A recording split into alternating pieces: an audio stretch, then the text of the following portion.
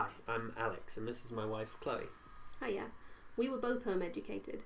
I came out of school when I was 8 into a busy local home ed community that had regular events and lots of one-offs visiting different places and lots of social events as well. So I was kept quite busy, mostly running around and at home occasionally being forced to sit down and do something academic and resisting it. I tried school again when I reached secondary age, but I came out halfway through year 8, again due to bullying mostly. And this time it was a little bit more structured. At home I was pursuing GCSEs, and in the community I was actually travelling further afield a lot more to go and do things like tall ship sailing and attend parties and generally have a whale of a time. And I did my GCSEs when I was 14 and my A-levels when I was 16, so I went on to self-study the whole way through with the Open University, because I'd got into a good routine of looking at the materials I was interested in at home and just working things out myself and going to the internet for help if I got stuck. And that way I did a maths and statistics degree. Whereas I didn't go into school at all. So I had a large family. We ended up with 7 kids. We lived in the countryside, all packed into one house, and we weren't super well off, but we were happy. My mother wanted to autonomously educate us, so there was very little structure. We did very occasionally dip into structured work, but mostly we were free to be creative and go outdoors, which made up huge portions of my early childhood. When I got to around 11, 12, I got interested in coding via video games, which is not uncommon. And once I'd done a bit of that as a hobby, I thought that it would make a good career. So I set my sights on becoming a software engineer. That led me to take up GCSEs, which I started when I was 16 and did go to a formal institution for. A sixth form college, in fact, and went on to do A-levels at the same college. And after that, I applied to the University of Oxford to do computer science and philosophy as a joint honours degree. Got in and completed my degree 4 years later, successfully becoming a software engineer after that. I was tutoring alongside my learning from 15. So I started in my local home ed community and kept that up throughout university.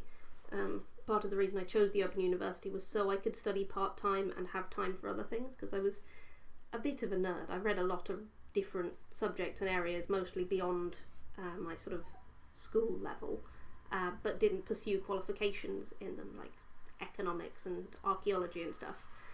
And that kept me sane through doing my formal qualifications. So what about benefits of home ed? What did you find? So for me, the real thing that I felt was a huge benefit was the freedom to pursue what I wanted to pursue. I got to pursue a lot more creative things than I would have in school. I did lots of creative writing. That was my main focus, and it's still a major hobby of mine today. But I also did drawing. I did modelling, a lot of modelling with clays. And eventually 3D modelling on the computer as well, and eventually coding. Started off with games when I was a bit older, but yeah. So the freedom to pursue that sort of thing when there would have been much less time for it or room for it among a school lifestyle was huge for me. It was really important. Yeah. Also, spending a lot of time outdoors was probably really good for me in hindsight, and had great fun. On walks in the countryside with my many siblings and playing games, tag and football and things like that. Yeah, I think a sort of undervalued benefit of home ed is that you can do things that are completely separate to your sort of academic type world, that you're still learning from a lot, that you're not getting assessed on. Like, I wrote a load of poetry as a teenager and into adulthood, and I never showed anyone. It was just something I did for me. And I think a lot of what we both benefited from as children was stuff that we were doing just for ourselves, not to prove to anyone that we were learning. And the learning just happened as a byproduct of spending time on something and fully engaging with our passions. and it's led us to quite a normal life in the end. You work full time as a software engineer. I got a job straight out of uni, and we got a place on the back of the income, settled down, and decided to have children. We both were very much interested in that, and on the same page about how we'd raise them, which was another really important benefit of being home educated, because we both experienced the lifestyle and knew that it was something we wanted to continue into adulthood and to give to our children.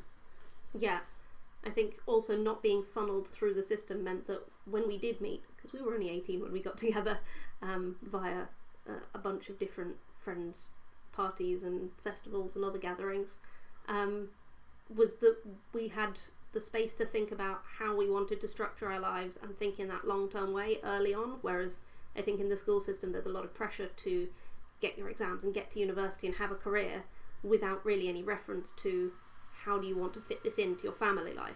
So I continued my academics while working so that I would have a business going that I could do from home while raising children. So I'm still tutoring now, even though, as you can see, I only just have a second child.